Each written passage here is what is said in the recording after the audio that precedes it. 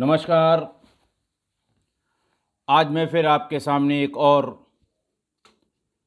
Crime की घटना लेकर उपस्थित हुआ हूं। ये भी उसी वक्त की है जब मैं डीआईजी रेंज बरेली हुआ करता था। तारीख थी 27 दिसंबर 2019। जिला रायबरेली और थाना शाही। वक्त था दिन का कोई 11:30 बजे। हमजद अली वल्द महबूब अली ये 2-3 लोगों के साथ थाने पर आए। इंस्पेक्टर अरविंद सिंह चौहान कस्बा शाही में किसी मारपीट के मामले में भीड़ ज़्यादा होने की वजह से मौके पर गए थे। डे अफसर थाने पर मौजूद थे। हमजद अली ने डे अफसर को यह बताया कि मेरा छोटा भाई, जिसका नाम अकबर अली है, उम्री 40 बरस करीब करीब, उसका कल रात किसी ने मर्डर कर दिया। डे अफसर ने जैसे ही मर्डर की बात सुनी, उन्होंने कहा कि ऐसा है मौलाना साहब, आप यहीं पर बैठिए, मैं कागज़ दे रहा हूं, एक तहरीर लिखिए।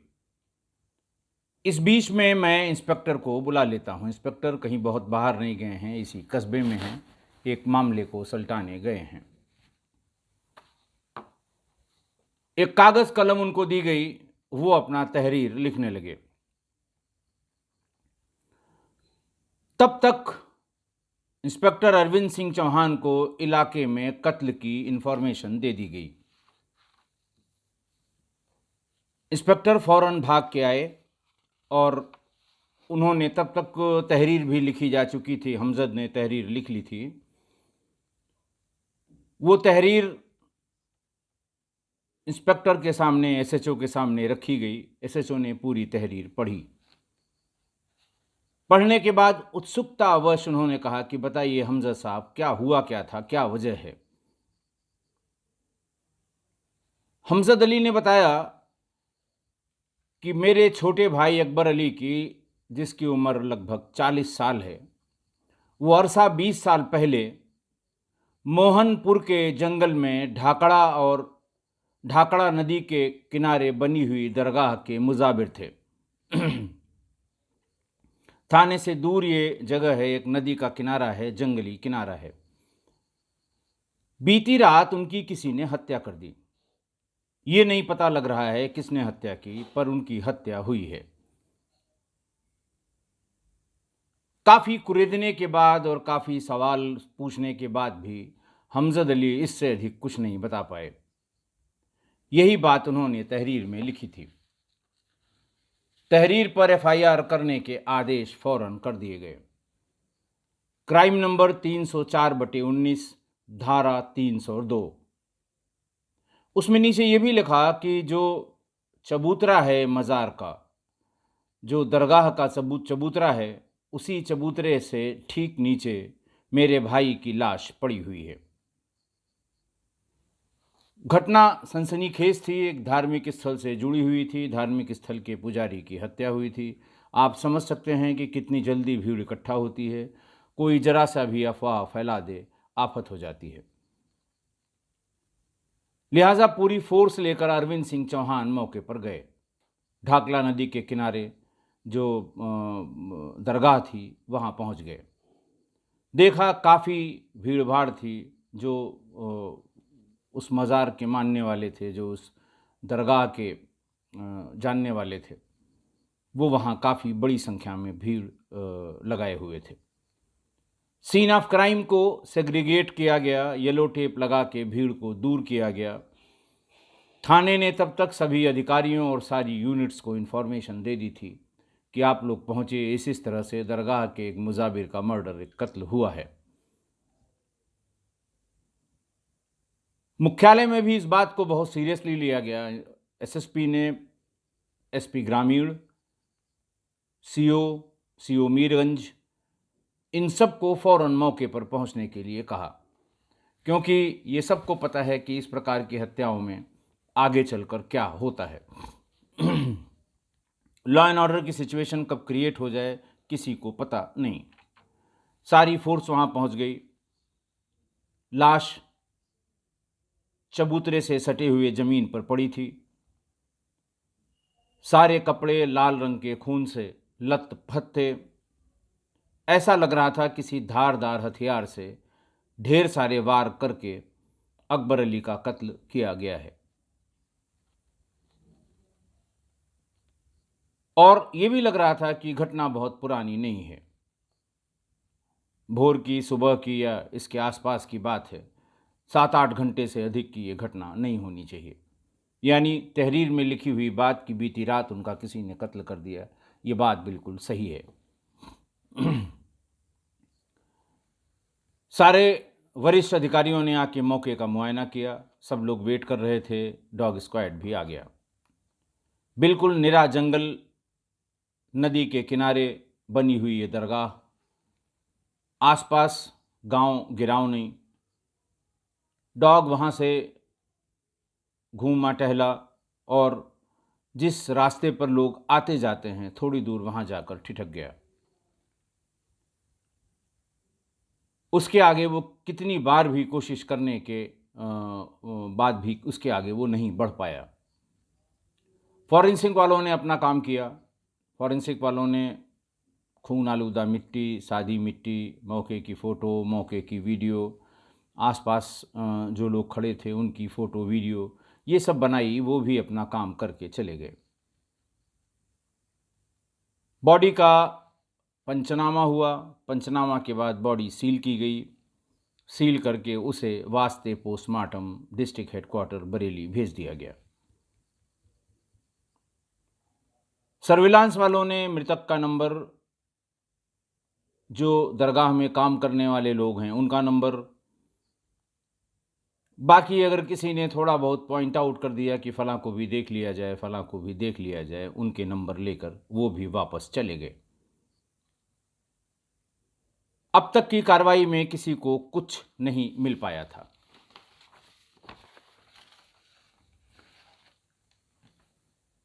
शाम को पोस्टमार्टम हो गया। रात में पोस्टमार्टम रिपोर्ट आ गई। Cause of death due to shock and haemorrhage as a result of antemortem injuries आया।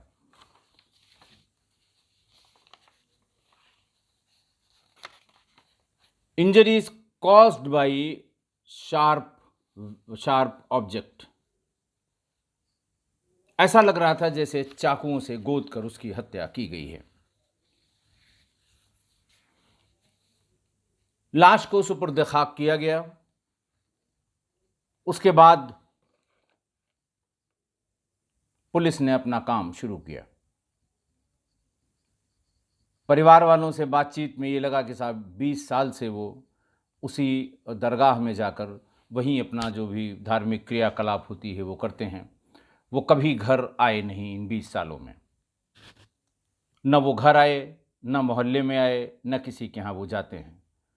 सिर्फ दरगाह तक ही सीमित रहते हैं।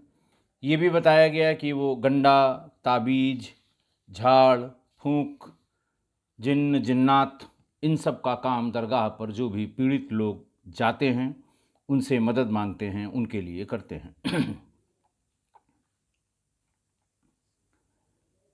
बाकी किसी से कोई दुश्मनी, उन्होंने घर के किसी मामले में कभी दखल नहीं दिया कि कभी ये जर के, ज़मीन के, इन सब के बारे में कोई बात कभी नहीं की।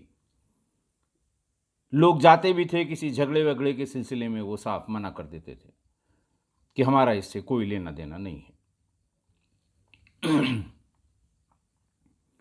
एक बात और बताई गई कि ये दरगाह की काफ़ी ज़मीन है जिसमें तमाम पेड़ लगे हुए हैं, कुछ पेड़ पुराने भी हैं। आसपास के जो लोग रहते हैं वो कभी कभी उन पेड़ों से लकड़ी काटने के लिए आते हैं, जिस पर मुजाबिर एतराज़ करते थे, उनको डांटते फटकारते थे। ऐसा न हो इसी वजह से इनकी हत्या की गई हो। ऐसे लोगों को भी देखा गया, उनको बुलाया गया, उनसे बातचीत की गई, कोई रिजल्ट नहीं निकला। पास का गांव अबोपुरा और जोखनपुर,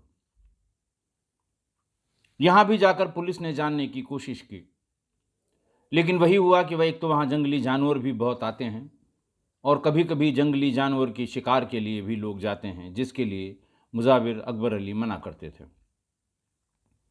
यहाँ दरगाह के आसपास शिकार का काम या लकड़ी काटने का काम आप लोग कतई मत करिए।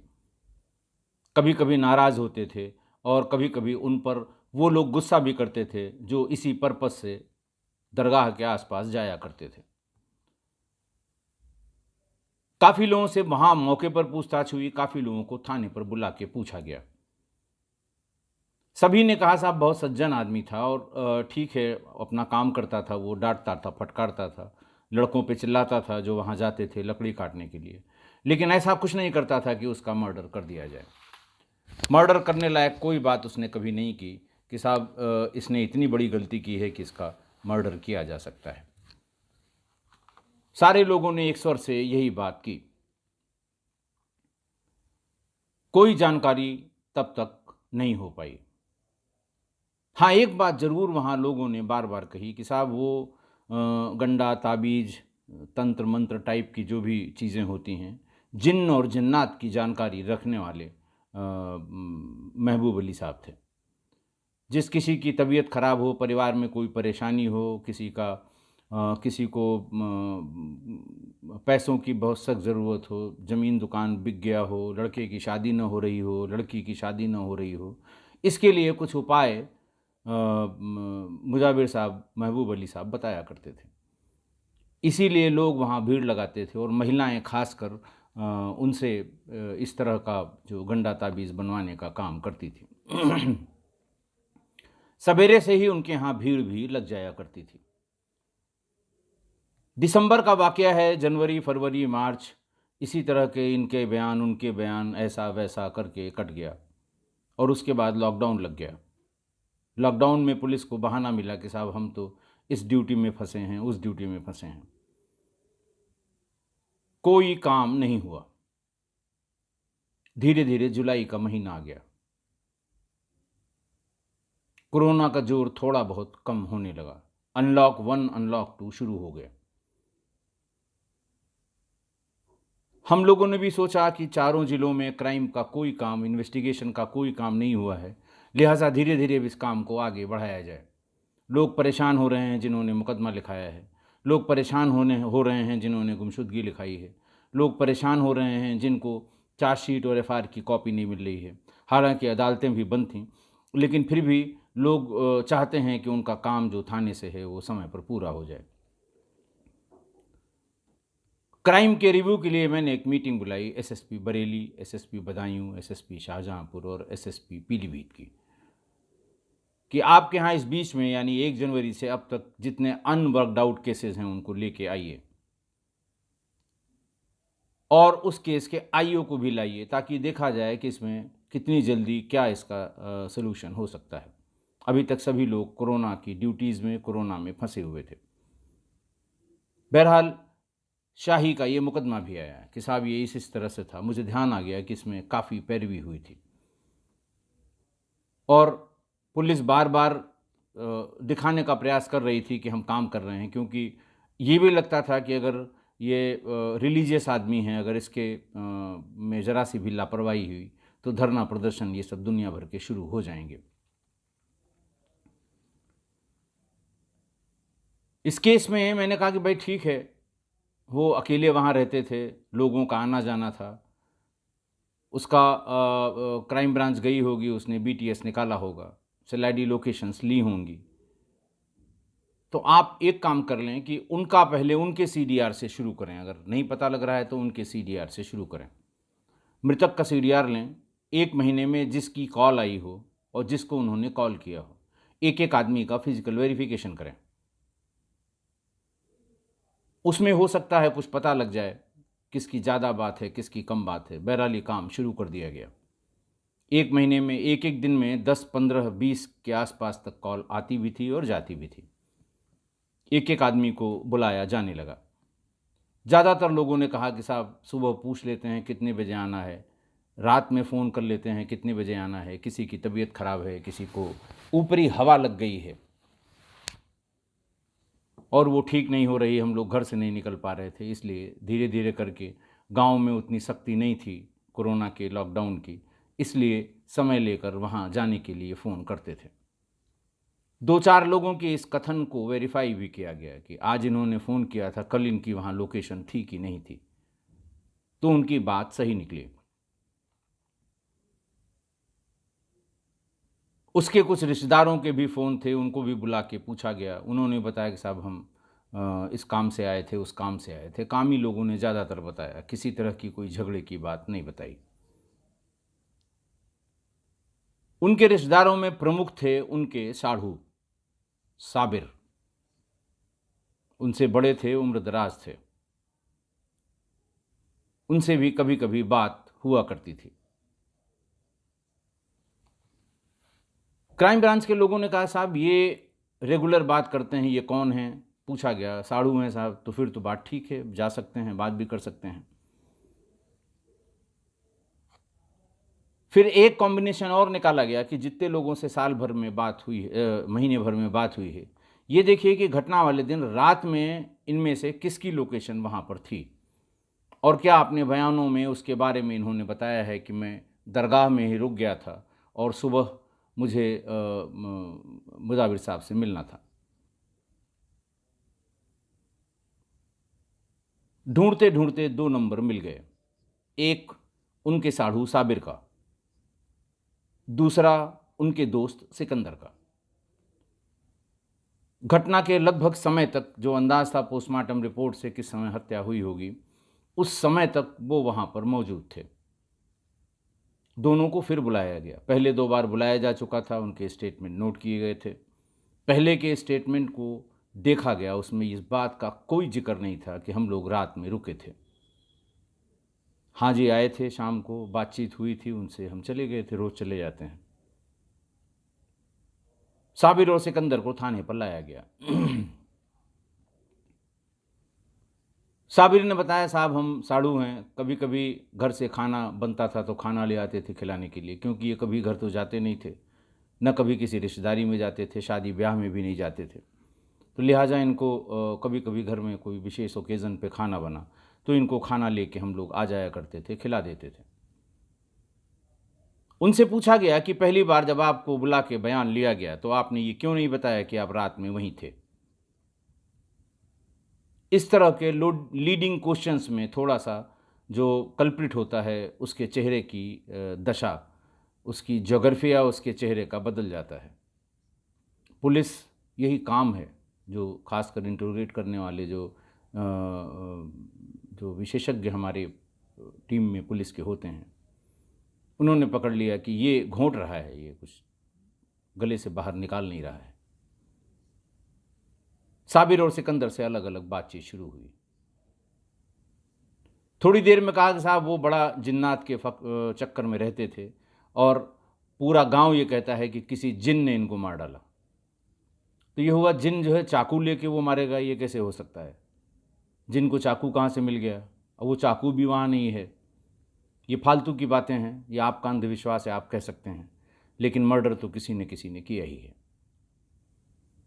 वो बार-बार यही रिपीट करता रहा कि साहब जिन ने मारा होगा। ये बहुत जिन के चक्कर में रहते थे, कभी इसको बुलाते थे, कभी उसको बुलाते थे।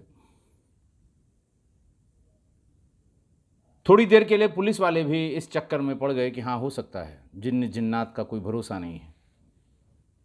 लेकिन फिर उसी में लोगों ने कहा नहीं, ये कुछ छिपा रहा है, और फिर श्रेणीबद्ध पूछताछ शुरू हुई। काफ़ी आगे रास्ते तक ये पूछताछ चली। अंतिम पड़ाव से पहले ही साबिर मियाँ टूट गए। साबिर ने बताया कि साहब, चूंकि ये गंडा ताबीज़ इस तरह का काम करते थे, तो मेरे छोटे भाई के और मेरी एक बहू जो आई थी, इसके बच्चे नहीं हो रहे थे, शादी के 2-2 3-3 साल हो गए थे। मैंने एक दिन जिक्र किया इनसे कि भाई आप देखिए कि क्या वजह है, क्यों बच्चे क्यों नहीं हो रहे हैं, क्या कमी है? तो जो वो अपना करते हैं ढोंग टाइप का, इस तरह के जो पुजारी और मौलवी, गंडा ताबीज़ देने वाले जो कुछ भी करते हैं, हम तो उसे ढोंग ही समझते हैं। लेकिन जो बिलीवर्स हैं, जो इन सब में यकीन करते हैं कि उन्होंने किसी जिन्न को बुलाया, उससे बातचीत की, साबिर मियाँ के सामने की बात है। उसने बताया कि साहब जिन्न ने पकड़ रखा है दोनों औरतों को, और इसके बाद भी जितनी नई बहुएं आएंगी जिन्न सबको कंट्रोल में रखेगा, और जब तक जिन्न इनसे दूर नहीं होता इन्हें बच्चे नहीं हो सकते। अगर बच्चे हुए भी तो ये जिन्न के बच्चे होंगे। जैसे ही इनकी पैदाइश हुई ये पूरे खानदान को खा जाएंगे, बर्बाद कर देंगे, नष्ट कर देंगे। इस तरह की बात करने वाले या इस तरह की जिनकी कहा जाता है कि ये भूत प्रेत से बात करते हैं, जिन से बात करते हैं, ये सब बातें बड़ी डरावनी होती हैं। आदमी सुन के उसका दिल बैठ जाता है कि अरे बाप रे बाप, ये कह रहे हैं तो सही होगा।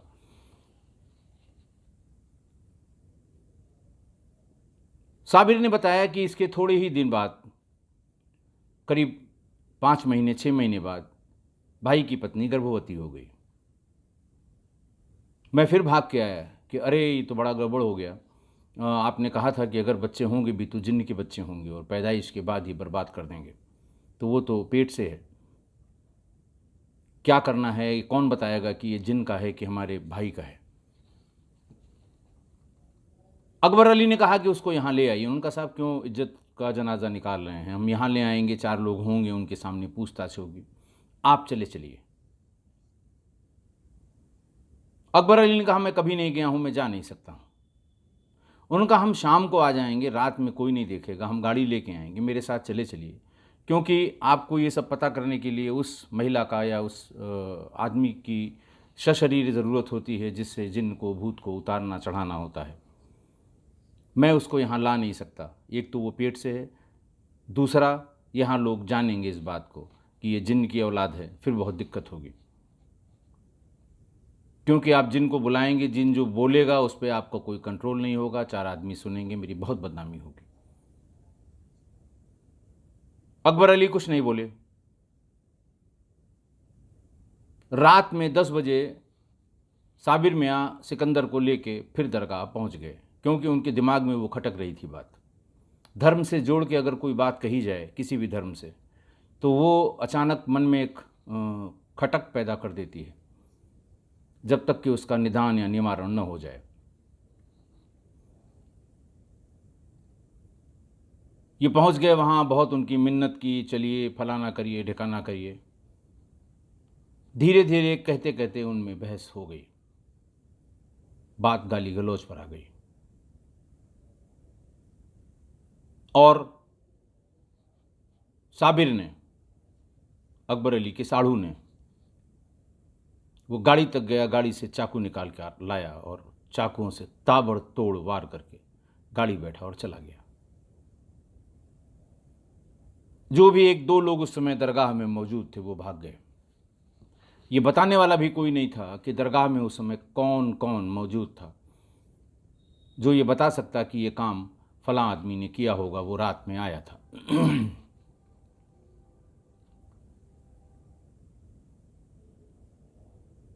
फिर जब साबिर और सिकंदर की ये बात हुई, सिकंदर ने उसे पकड़ लिया था, इन्होंने चाकुओं से मारा था, उसका मुंह दबा के चाकुओं से मारा था ताकि वो शोर न करे। शोर करेगा तो दरगाह के भीतर जो 2-1 लोग हैं वो आएंगे, पहचानेंगे, जानेंगे। सभी जानते थे कि ये इनके साढ़ू हैं। वो गिरफ्तार किया गया और जेल भेज दिया गया। एसएसपी ने मुझे बताया कि सर वो जो वहाँ की घटना है मज़ार के ऊपर की, उसमें गिरफ्तारी हो गई है, और दरगाह की जो घटना है उसमें गिरफ्तारी हो गई है। और हमने कहा क्या वजह, क्या बता रहे हैं? तो उन्होंने कहा साहब कोई जिन्न विन्न का चक्कर है। मैंने कहा जिन्न के चक्कर से क्या मतलब? बोले कहते हैं जिन्न ने मारा है। मैंने कहा भाई जिन्न कैसे मार देगा? उनका साहब इंट्रोगेट मैंने नहीं किया है, इंस्पेक्टर ने मुझे पूरी बात बताई है। तो मैंने सोचा कि उस दिन मीटिंग में इसका जिक्र हुआ था, इस मर्डर का, आपको बता दूं कि मुलजिम पकड़े गए हैं। मैं इंस्पेक्टर से कहता हूं, वो भी आपसे फ़ोन से पूरी बात बताएगा। 5 मिनट बाद ही इंस्पेक्टर शाही का फ़ोन आ गया। मैंने कहा भाई क्या है, किसने मारा? जिन्न ने मारा? बोले नहीं साहब जिन्न ने नहीं मारा, जिन्न के चक्कर में ये हत्या हुई है, इसके सगे साढ़ू ने मारा है। ये जिन्न उतारने चढ़ाने का काम करते थे, मुजाबिर थे वहाँ पर। तो इनके घर में जो बच्चों की पैदाइश नहीं हो रही थी, उस सिलसिले में इन्होंने उनसे बात की थी कि भाई किसी तरह से ये समस्या का समाधान कराइए। इन्होंने कहा कि जिन जो है उसको जब तक उतारा नहीं जाएगा नहीं होगा, और फिर वो ज़िद करते रहे कि आप घर चलिए, औरतों का मामला है, घर की इज्जत बाहर नहीं निकलनी चाहिए। ये नहीं माने, ये नहीं जा रहे थे और इसी पर चाकुओं से उनकी हत्या कर दी। तो मेरी समझ में नहीं आया कि साहब ये जिन कौन होता है, कहाँ से होता है। मैं तो सिर्फ एक ही जिन को जानता था, अलादीन के चिराग वाले जिन को। बहुत ढेर सारी कहानियाँ लोटपोट के साथ उस समय आती थीं अलादीन के चिराग की। विक्रम बेताल, अलादीन का चिराग, मोटू पतलू वाला लोटपोट, ये बचपन में जब हम लोग पढ़ने लायक हुए थे उसके बाद से इसका बड़ी बेसब्री से इंतज़ार करते थे। बाकी सर्विस में भी बहुत बार भूत प्रेत इन सब की बात आती थी, लेकिन चूंकि मैं नॉन बिलीवर हूँ, मेरा इन सब में कोई यकीन नहीं है। लेकिन यकीन करने वाले हमेशा मुझसे इस बात पर बहस करते थे। मुझे भी लगा कि ये इसको पता कर ही लिया जाए, आखिर क्या वजह हो सकती है। क्योंकि जो घटना हुई है, एक व्यक्ति की जो जान गई है, वो जो आज की घटना के संदर्भ में बता रहा हूँ, जो आज मैं सुना रहा हूँ, कि ये घोर अंधविश्वास, भूत प्रेत, जिन्न जिन्नात, आत्माएं, पिशाच, डेविल और स्पिरिट, अलग अलग धर्म ग्रंथों में इनका अलग अलग नाम से वर्णन किया गया है, सब एक ही। इसके किसी मानने वाले ने, इन सब चीज़ के मानने वाले ने, एक निरीह व्यक्ति की जो अपना चुपचाप एक जगह बैठ के काम करता था, लोगों को समझाना बुझाना, धार्मिक बातें करना, किसी भी दर्द की दवा देने के लिए कोई गंदा ताबीज़ दे दिया, आदमी का मानसिक रूप से और मेंटली वो मजबूत हो जाता है और वो दुख दर्द अपने आप दूर हो जाते हैं। ये उसके पीछे का साइकोलॉजिकल रीज़न है, और उसकी जान ले ली। मैंने इसको कोशिश की कि अब एक बार तो इसे जानना ही होगा, इसको जान लिया जाता है। और आज की घटना के परिप्रेक्ष्य में मैं प्रसंगवश ज़रूर चाहूँगा कि आप भी इसे जानें कि है क्या ये आखिर, जिसको हिंदू धर्म ग्रंथों में प्रेत कहा जाता है, भूत कहा जाता है, आत्मा कहा जाता है, पिशाच कहा जाता है। मुस्लिम इस्लाम में या मुस्लिम धर्म ग्रंथों में जिन्न जिन्नात, क्रिश्चियंस के यहाँ उसे डेविल और स्पिरिट, ये हैं क्या और लोग क्यों मानते हैं? साइंटिफिकली ये सब बकवास है, गलत है, झूठ है, लेकिन फिर भी लोग मानते हैं और बहुत ज़्यादा मानते हैं। तो आप जानते हैं बरेली, वो बरेलवी समुदाय के, बरेलवी सेक्ट के, मुस्लिम में दो बड़े बड़े सेक्ट हैं, एक देवबंदी दूसरा बरेलवी। तो उसका वो इंटरनेशनल हेडक्वार्टर है, आला हज़रत की दरगाह उसका जो इंटरनेशनल हेडक्वार्टर है। एक वहाँ पर रिलीजियस लीडर भी हैं, आला हज़रत दरगाह से संबंधित भी हैं, मौलाना तौकीर रज़ा, अच्छे मास अपील के पॉलिटिकल और जो धार्मिक नेता होते हैं, धार्मिक लोग होते हैं, वो हैं। उनके जो पीआरओ हैं उनके साथ हमेशा रहते हैं, नदीम खां, हमेशा हमारे काम, हम उम्र तो नहीं होंगे, हमसे थोड़ा बहुत छोटे होंगे, लेकिन नेक आदमी हैं, अच्छे आदमी हैं, वो हमेशा हमसे मिलते रहते थे। होली, दिवाली, ईद, बकरीद आते रहते थे। ये जब मैंने एसएसपी से बात की, इंस्पेक्टर शाही से बात की, उसके 2-4 रोज़ बाद ही वो आ गए। मुझे ध्यान आया, मैंने कहा ऐसा है,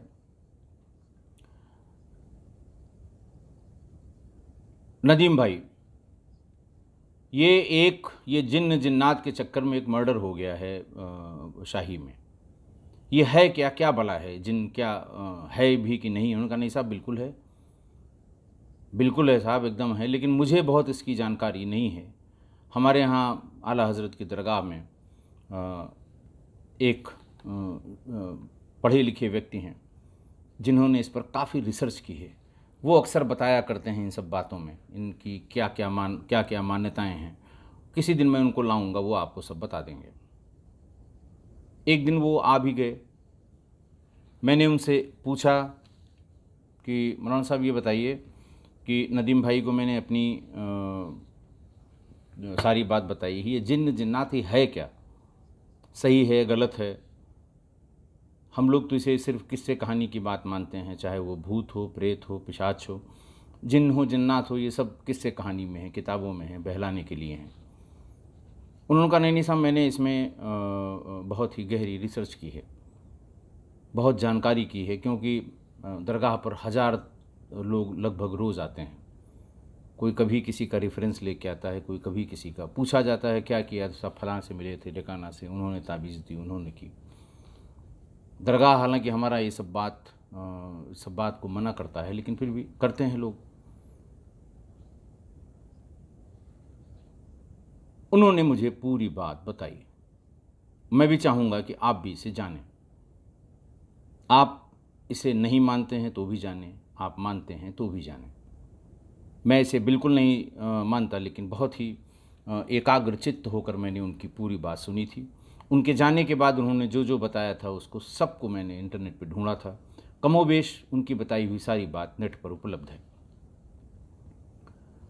उन्होंने कहा साहब ये जो है, जो जिन्न और जन्नात है, ये अरेबियन लैंग्वेज है, ये उससे ये लिया गया है, और इसका मतलब होता है कि कोई अदृश्य, अलौकिक या न दिखने वाली ताकत। और जो हमारी होली बुक है कुरान शरीफ, उसमें उसके हिसाब से इसकी उत्पत्ति हवाओं से हुई है, इसलिए इसको ऊपरी हवाएं भी कहते हैं। हवा लग गई है, कुछ ऊपरी हवा का चक्कर है, ये कह के रिफ़र किया जाता है जिन्न और जिन्नात को। मरने के बाद जिस इंसान की कुछ इच्छाएं रह जाती हैं वो जिन हो जाता है। अपनी उन इच्छाओं की पूर्ति के लिए वो भटकता है, और 1000 से 8000 साल तक वो यहीं भटकता रहता है। उसके बाद फिर वो दुनिया छोड़कर चला जाता है। उन्होंने जिन्न और पिशाच के 4 प्रकार बताए, 4 टाइप्स ऑफ जिन्न एंड जिन्नात। सबसे पहला टाइप है मरीद।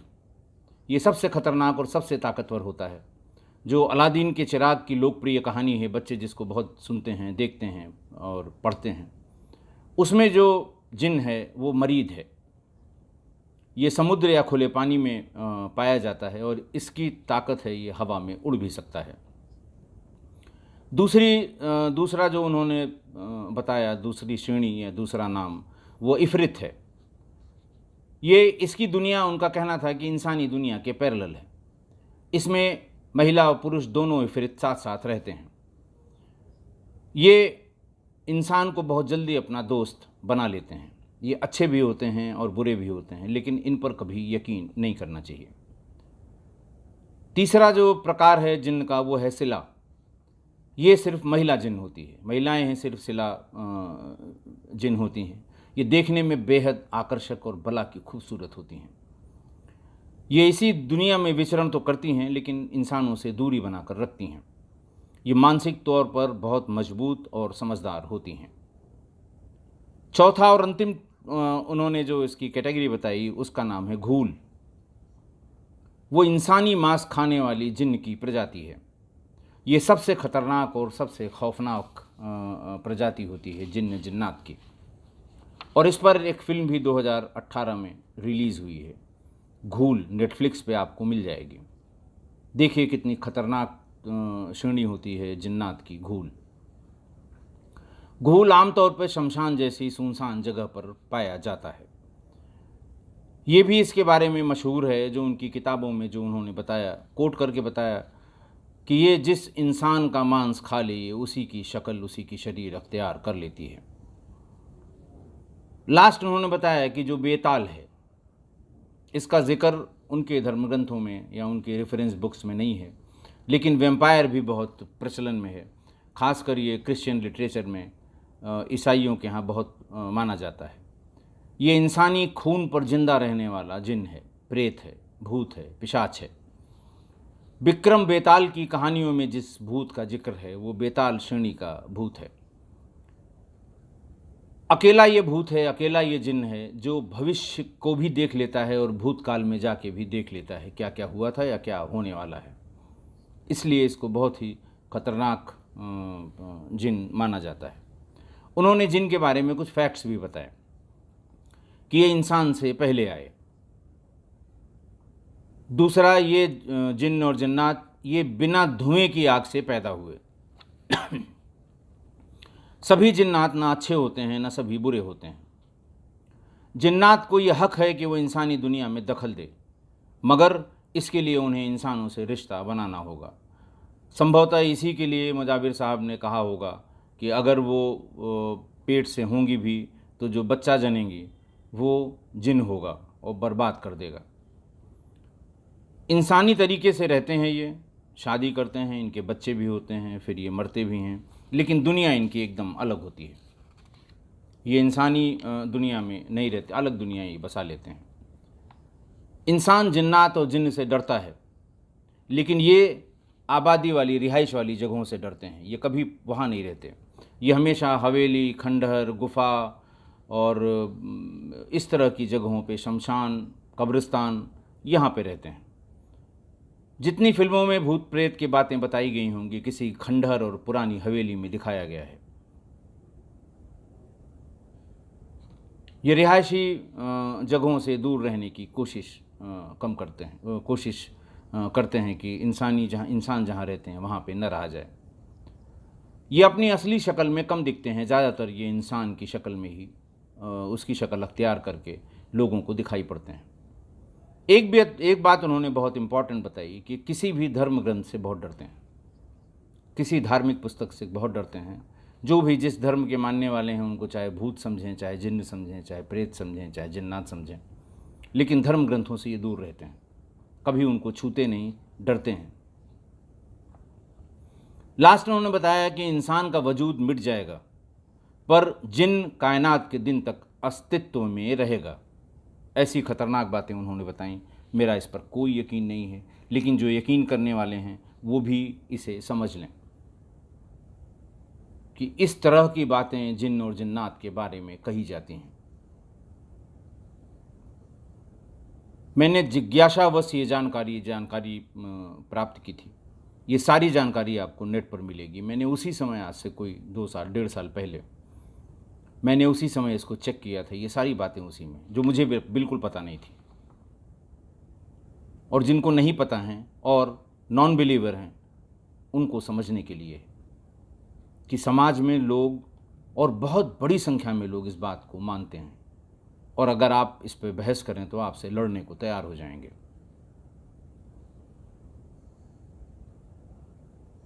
आज की जो घटना हुई उस पर हमें तीसरी कसम का एक गाने का पहली लाइन, पहला बोल, वो पता नहीं क्यों बार बार याद आ रहा है। हालांकि वो गाना बिल्कुल दूसरे परिप्रेक्ष्य में है, प्रेम गीत में है, लेकिन वो जो गाने की पहली लाइन है वो है, मारे गए गुलफाम अजी हाँ मारे गए गुलफाम।